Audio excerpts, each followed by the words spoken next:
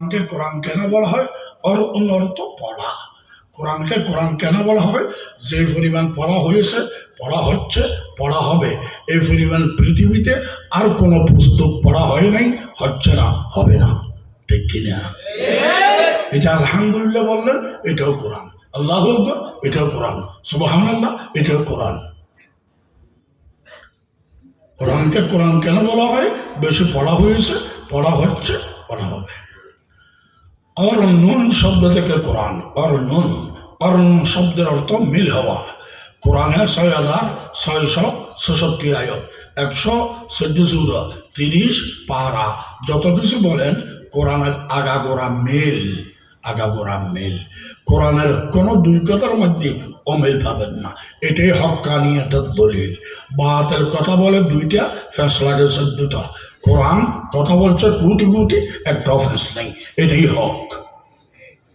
এই জন্য আল্লাহ পাক কোরআনে বলেছে, ওয়া ইন কুনতুম ফি রাইবিন মিম্মা নাযালনা আলা আবদিনা ফাতু বিসূরাতিন মিন মিসলিহি ওয়া দুউ শুহাদাকুম মিন দুনিল্লাহ ইন কুনতুম সাদিকিন।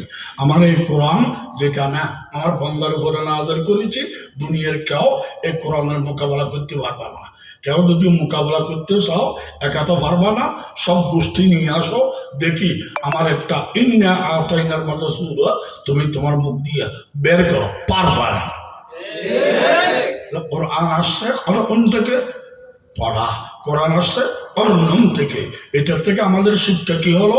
যারা যারা আহলে কোরআন দাবি করো, কোরআনওয়ালা দাবি করো, তোমাদের মধ্যে এই জিনিসটা থাকতে হবে, কোরআন পড়তে হবে, পড়াইতে হবে, শুনতে হবে, শুনাইতে হবে। এটাই আমাদের।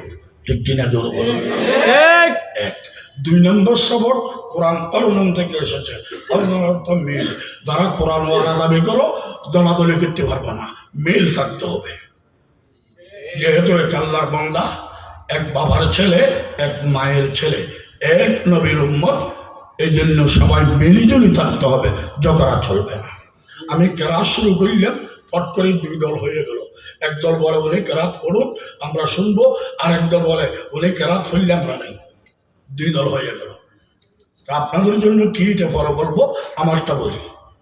আপনারা একজন বলেন এই কেরাত পড়ুক, আমরা শুনবো, আর একদল বলে পড়লে আমরা শুনবো না।